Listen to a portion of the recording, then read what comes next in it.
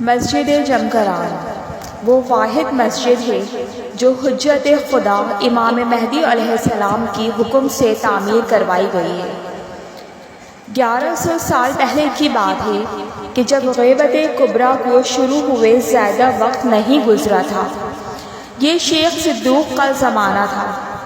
حسن مصلی نامی شخص جو کہ اس زمانے میں بہت صالح اور متقی تھا، وہ جمکران کی مسجد کی تعمیر کا قصہ یوں بیان کرتا ہے۔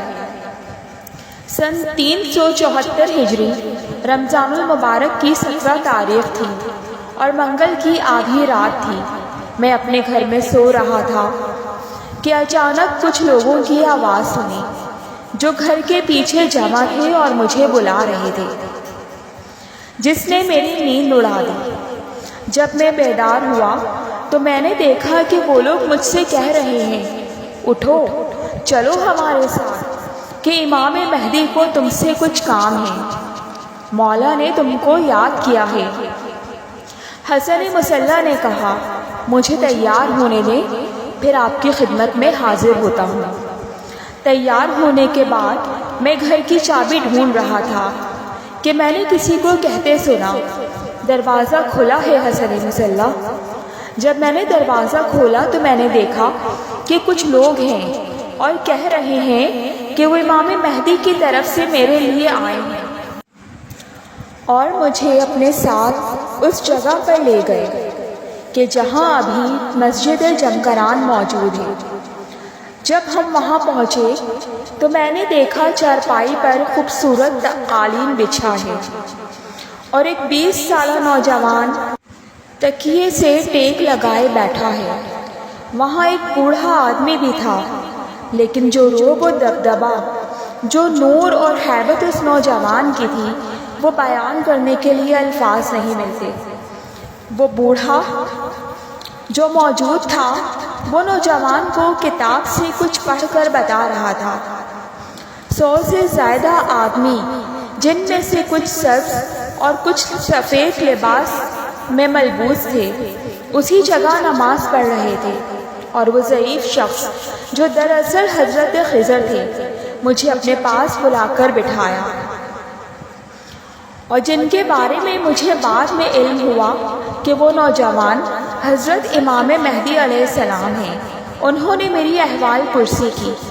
انہوں نے مجھ سے میرا نام لے کر پکارا اور فرمایا، حسن ابن مسلم کے پاس جاؤ اور اسے بتاؤ کہ یہ زمین جس پر تم پچھلے 5 سال سے کاشت کر رہے ہو، یہ تمہاری نہیں ہے۔ اس سال بھی تم اس زمین پر کھیتی کرنا چاہتے ہو، جبکہ تمہیں اس کی اجازت نہیں ہے۔ تم پچھلے سال کی کاشت کا منافع واپس کرو تاکہ یہاں مسجد تعمیر ہو سکے۔ اس سے کہو، یہ ایک معزز زمین ہے کہ جسے خدا نے دوسری زمینوں میں سے منتخب کیا ہے، لیکن تم نے اس زمین کو اپنی زمین سے جوڑ لیا۔ اس بڑی غلطی کی وجہ سے اللہ نے تم سے تمہارے 2 جوان بیٹے لے لیے، لیکن تم ہوش میں نہ آئے۔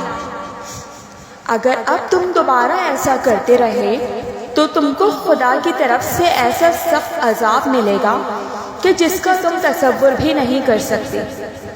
حسن ابن مصلی کہتے ہیں کہ میں نے عرض کیا، میرے آقا، لوگ میری بات مان لیں، اس کے لیے کوئی نشانی عطا فرمائیے۔ امام نے فرمایا، ہم اسی جگہ اس مسجد کی کچھ نشانیاں نقش کر دیں گے تاکہ لوگ تمہاری بات کی تصدیق کریں، اور تم بھی جو حکم تمہیں ملا ہے اس کو پورا کرو۔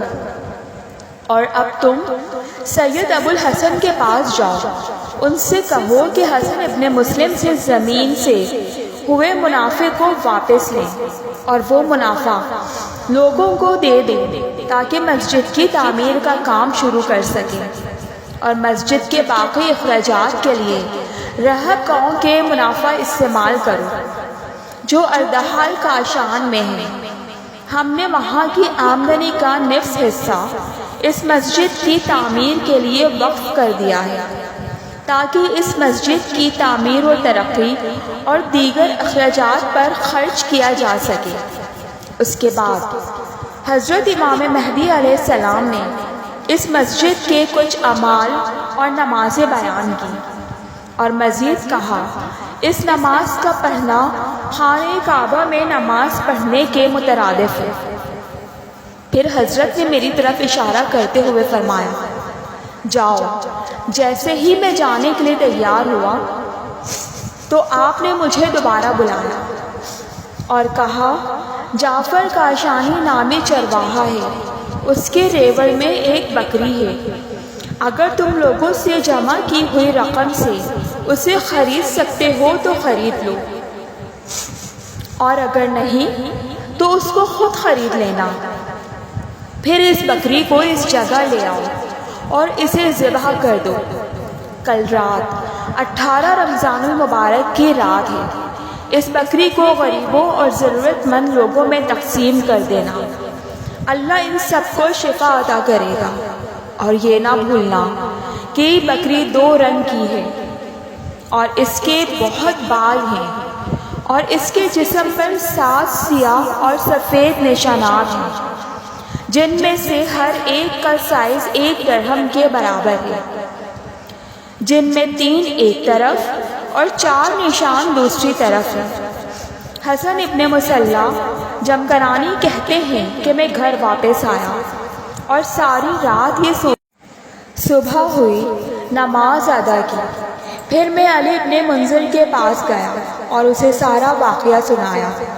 ہم اس کے ساتھ اسی جگہ گئے جہاں وہ مجھے کل رات لے گئے تھے۔ خدا کی قسم، ہم نے وہاں وہ نشانات دیکھے جو امام مہدی علیہ السلام نے بتائے تھے، یعنی کیلیں اور زنجیریں جن سے امام نے مسجد کی حدود کو نامزد کیا تھا۔ پھر میں علی ابن منذر کے ساتھ سید ابو الحسن غزہ کے گھر گیا